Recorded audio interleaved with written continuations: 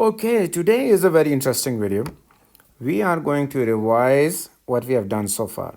So we are going a little bit higher level and then look at what we did in the last about 2022 videos.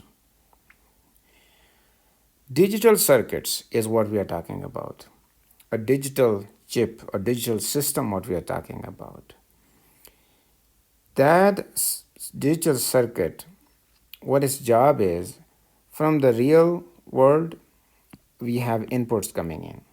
Again, I'm not talking about analog, that's the digital inputs coming in. Zero and ones are coming in. Job of this block, which is digital circuit, is to transform zero and ones into different combinations based on what kind of message we want to transmit or what kind of information we want to process, what kind of results we want.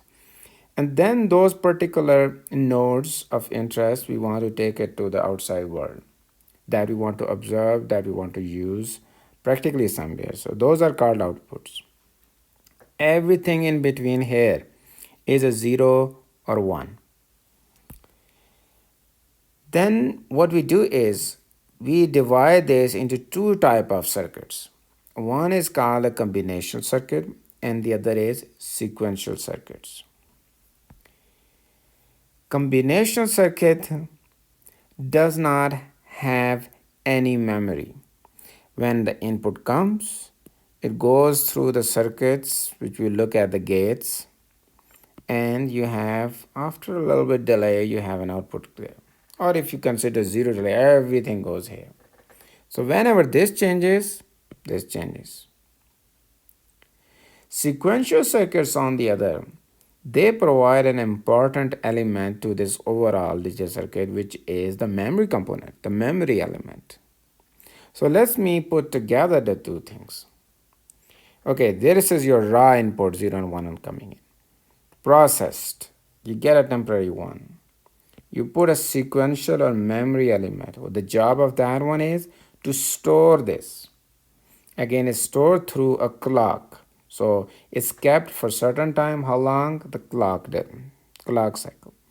So we will talk about all this sequential circuit in the next section, but think of that. Using a clock, we can decide how long we want to hold this. So then output of that goes with outputs.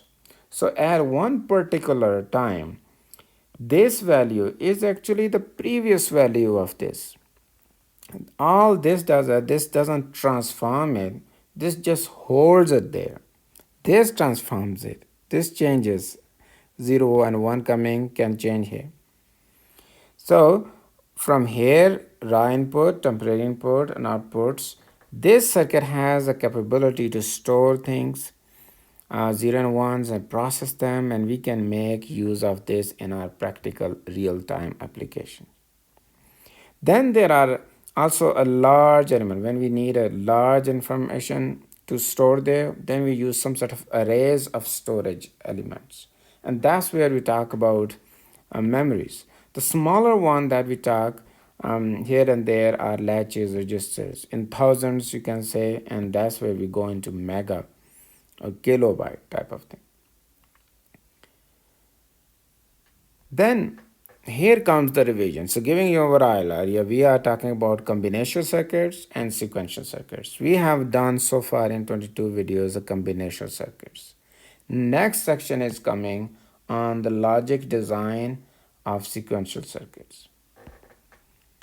Within combinational circuits, we know that, okay, these are made of, the key thing, if we go one level up from 0 and 1, is a gate. Gate is a very basic element that can take an input and convert it into some sort of output. 0 can be converted into 1. 1 can be converted into 0, which is a NOT. If it's 0, 0, output is 1. Else is 0, which is what? Which is AND, NAND, right? So then by connecting different gates together, we can we can generate a new set of information.